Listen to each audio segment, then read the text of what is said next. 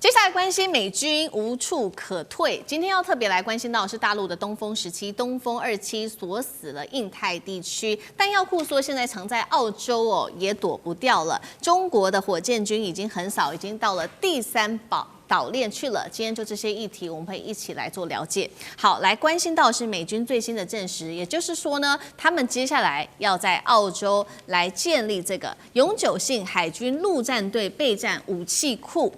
主要的原因是什麼呢？我們這個原因，我們先來看到是過去美軍他不斷的強調要在前沿地區來部署這些兵力跟裝備，尤其最重點的就是說要靠近這種可能發生區域衝突的地方。但是他現在為什麼突然間要把這些軍備全部向後往澳洲的方向去移動呢？現在呢，理由也直接給了一個非常清楚的答案，就是因為美軍現在認為了，不管是在菲律賓或者是關島這些前線基地，已經完全被覆蓋在中國導彈的射程之內了，讓美方非常的擔心，所以他們決定現在要退到澳洲。他認為這個是一個相對安全的後方位置，可以在這邊來進行相關的武器的部署。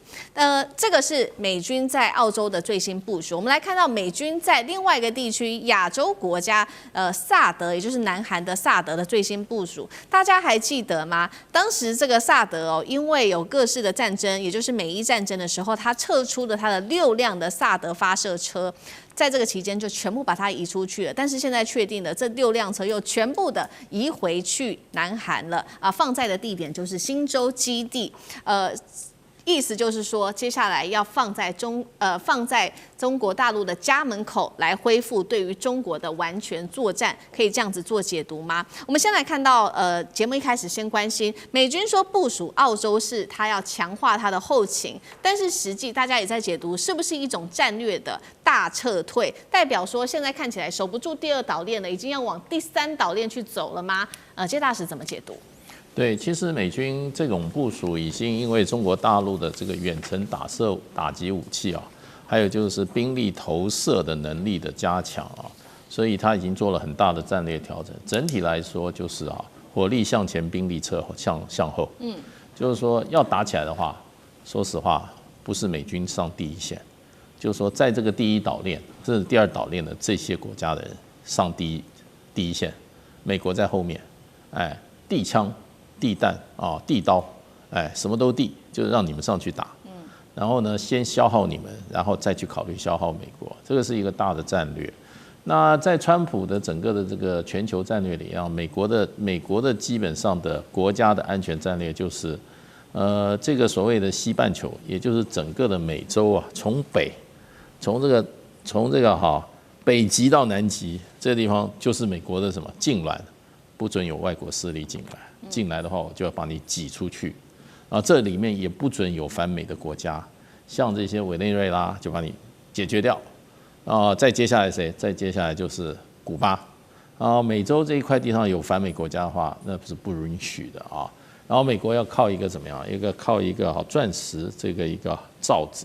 然後把這些從海外兩邊打來的任何的攻擊性武器把它攔住，這就是美國人的。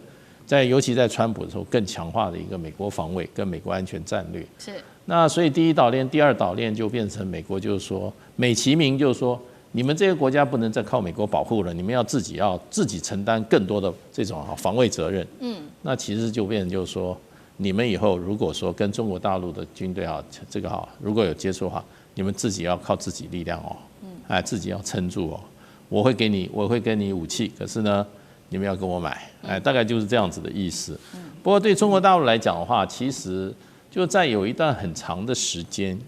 裡面，過去20年時間，中國大陸的很多的這個武器發展，基本上都有很深遠的這個布局。第一個就是長程導彈系統、洲際導彈系統，中國大陸從東風41出來以後，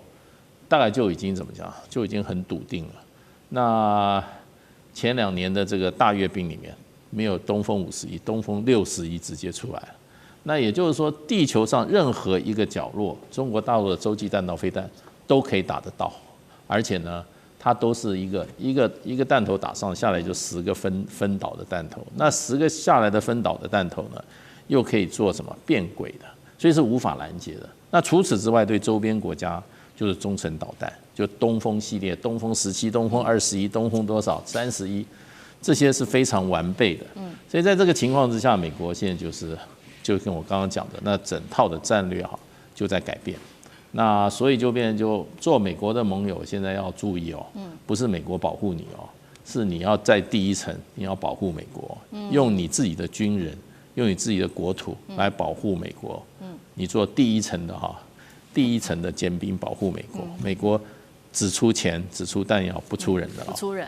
好，所以我們看到美國的擔心是来自于哪裡？刚剛大使也特別幫我們提到了這個中國大陸它祭出的各種的東風系列的導彈。那今天帶觀眾朋友先來看到2款是不是已經正式都已經現身的導彈？第一款就是央視自己罕見的公布的，今天趕快來看到的是東風17了，實彈發射的畫面，央視就直接的公開。那麼多輛的發射車在公路上面是一字的排開，展現這個隨打隨走的能力。先來看一下東風的一些小檔案，包括呢射程最高2000公里，速度10馬赫，彈頭呢是這種沉坡體的高超音速的滑翔彈頭，它的能力就是 S 型的這種機動突防的能力。這個是東風的17，再來看東風27，它是原本這個東風26所做升級版嘛，疑似是已經批量服役了嗎？射程最高達到8000公里哦，又比東風17再更升級。那現在已經說可以達到第2島鏈的關島、西太平洋地區、亞太海上機動目標都可以。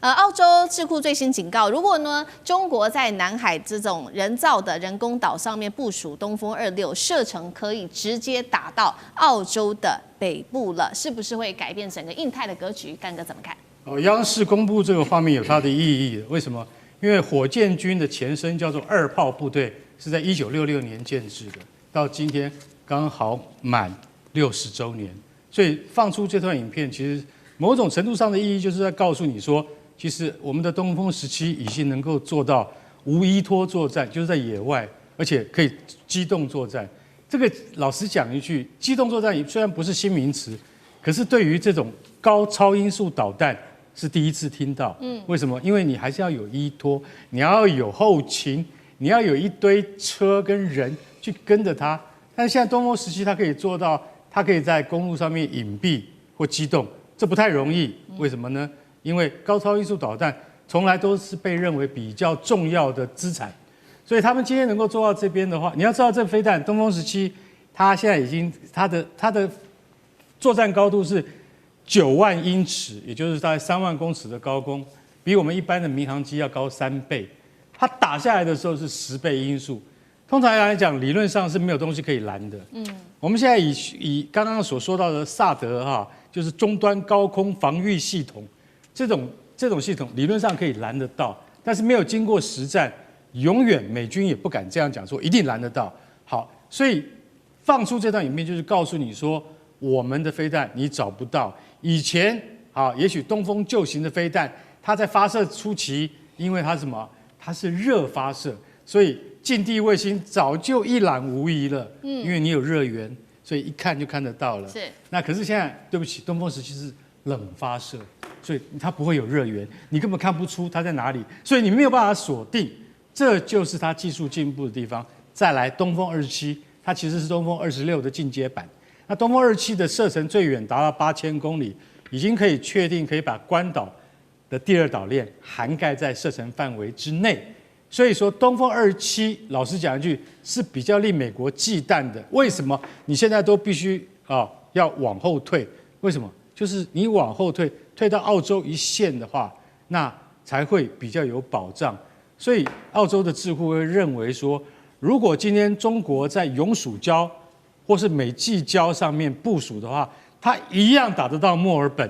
這就是最忌憚的地方。所以我們現在已經看到了這次2炮部隊的影片出來之後，這2種飛彈可以告訴你說，將來是解放軍火箭部隊的作戰主力。而美國呢，它相對因應的方法是什麼？到現在看不到。我們也許在下一個會計年度可以看到美國專門對付這2種飛彈的新計劃出現，也不一定。好，這個是東風系列，我們看到中國大陸它現在在備戰哦，準備的這個東風系列導彈。那再來整體的大框架上面，它也有一個新的戰略，因應的就是它以這個2030年可能爆發大規模戰爭為前提，所以最新呢，它祭出的這個叫做新長城的堡壘工程。好，意思是什麼呢？就是強化包括在內部產業的備援、戰略儲備，還有呢內部工業的布局等等。我們先來看到4大戰略布局有哪一些哦？看到 CG 包括了這個產業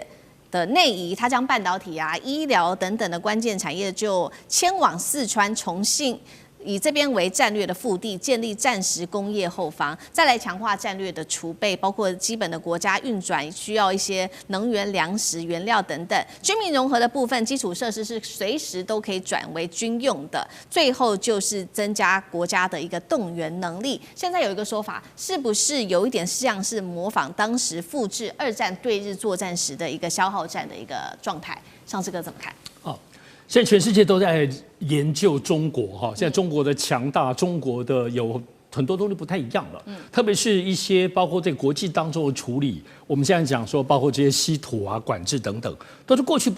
沒有出現的。所以呢，在很多的国家研究當中，日本不得不說是研究，因为日本本来都知道很愛研究嘛，數據啊、資料都要掌握，而且日本很愛分析，日本連電視上的綜藝節目都會在分析中國社會、分析全世界，我們都沒有看到綜藝節目為什麼要分析呢？但日本唯獨不太做預測，他們很謹慎，所以日本很多的產業自己本身分析了半天，可是自己這個國家都很多抉擇都做得亂七八糟。好，但在研究中國方面，卻是日本長期以來民間有非常多的智庫很深入的研究，而且相較於可能歐美當中，在研究當中還是霧裡看花。日本因為對中國接近，而且大家都有很多的東方國家的一些思路、決策，包括政府的決策，所以這研究才會出現了這種講說，認為中國會10年內一戰。這不是最近提出的，這是10幾年前就已經有好幾個智庫提出，而且很集中在2020到2030年。好，這裡頭我們首先先要看。不得不說，還是有點道理哦。包括最近我們現在講2027年，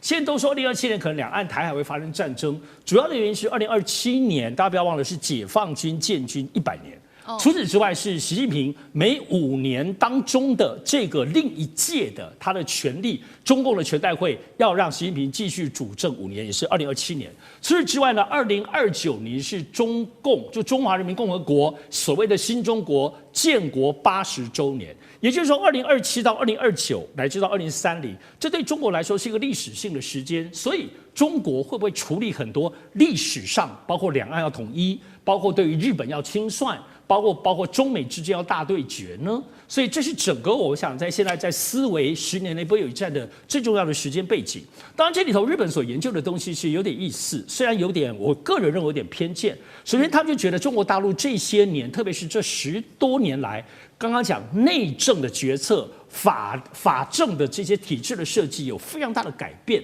比如說到大西部去開發，日本就覺得莫名其妙，那個地方都沙。從中國的角度就是說，當然要開發啊，那邊要平衡啊，往大西部，而且要治沙，是中國治沙了幾十年，能源要開發。我們從中國大陸我們的理解不是很正常，可是日本就會覺得，喲，你往大西部去，是不是要建一個後第3階段的這個對抗？為了打仗，你才要牽着大西部。所以，而且他們認為，現在中國大陸在擴充很多，像石油儲備到天亮。這都不是正常，所以是不是為了要打仗，所以你有這種生存能力的儲備，各種都來儲備，還有包括他們也發現了，你對於這些解放軍的戰士，包括一些輔具都有很大的改變，所以這就是日本在思考歸納變成都是不是為了準備一場大打仗。然而這些研究現在我們不得不說，也變成現在日本軍國主義。研究說，中國現在準備打仗，會不會打我們日本啊？所以現在日本要發展軍國主義當中，也引用了這些日本民間的思路，認為中國就是為了打仗，所以日本也要強大，跟建設部的這個軍事起來。所以這整個思路邏輯也變成雞生蛋，蛋生雞，大家都變得很複雜了。好，謝謝尚志哥。那我們休息一下，馬上回來。地緣政治、內中之爭、戰略價值、強權崛起。小國生存，現在與未來，洞悉事件走向，掌握世界脈動，全球觀點盡在環球